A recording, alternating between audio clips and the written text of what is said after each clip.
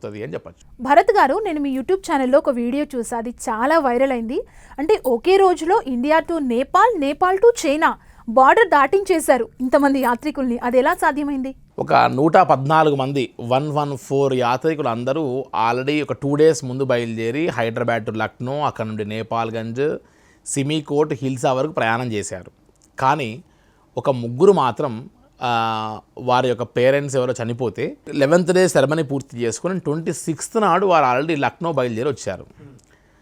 వీరు అందరూ ఇవి ఎవరైతే ఈ ముగ్గురు రాలేదో, ఈ ముగ్గురు రానప్పుడు మనంతా కూడా గ్రూప్ వీసా అని చెప్పాము మీకు. సో ఈ గ్రూప్లో ఎంతమంది నేమ్స్ ఉంటే అంతమంది కంపల్సరీ బార్డర్లో ప్రజెంట్ అవుతుంది తప్ప మిగతా వాళ్ళని అలౌ చేయడానికి అవకాశం లేదు. ఏదర్ వీళ్ళని క్యాన్సిల్ చేయాలి, లేదంటే గ్రూప్తో పాటు తీసుకెళ్ళాలి. ఇప్పుడు పర్మిట్లు వీసాలు రావడమే కష్టం అనిపిస్తుంటే వారు 5,000 10,000 కూడబెట్టుకుని మా ఆఫీస్కి వచ్చి గత 1 year నుంచి పే చేస్తున్నారు.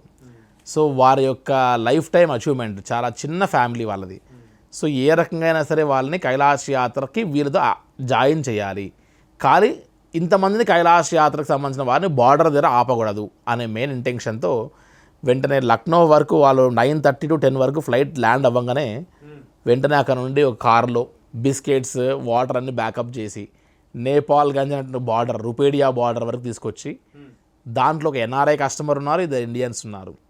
ఆ బార్డర్లో ఎస్ఎస్బి పోలీస్ అఫీషియల్స్ని రిక్వెస్ట్ చేసి ఈ బ్యాగ్ స్కానింగ్లు, చెకింగ్లు, అక్కడ ఎంబసీ నుంచి స్టాంపింగ్స్, ఇన్నిటిని వ్యవహారం కాస్త కష్టమవుతుంది, కొద్దిగా మా వాళ్ళు అక్కడ వెయిట్ చేస్తున్నారని చెప్పి వీరిని రిక్వెస్ట్ చేసి ఫాస్ట్గా ప్రాసెస్ చేయించి ముందే అక్కడ బార్డర్ దగ్గర వెయిట్ చేసి నేను అక్కడ నుండి జస్ట్ 2 to 3 minutesలో వాళ్ళంటే బార్డర్ ఫార్మాలిటీస్ పూర్తి చేసుకుని నేపాల్గంజ్ ఎయిర్పోర్ట్ వెళ్ళి ముందుగానే వారి కోసం హెలికాప్టర్ హైర్ చేసి హెలికాప్టర్లో డైరెక్ట్గా చైనీస్ బార్డర్ తీసుకెళ్ళి 13 minutes గ్యాప్లో ఈ 114 మంది స్టాంపింగ్ అవుతున్నప్పుడు ఈ ముగ్గురిని తీసుకెళ్ళి జాయిన్ చేసామండి.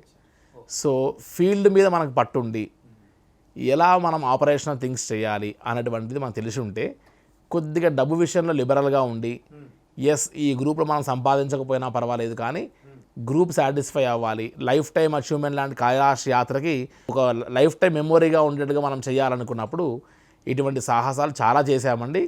ఇదంతా కూడా ఆపరేషనల్లో ఫీల్డ్ పైన ఉన్నటువంటి పట్టుతో మనం ఎన్నో చేయొచ్చు సార్ ఇటువంటివన్నీ కూడా.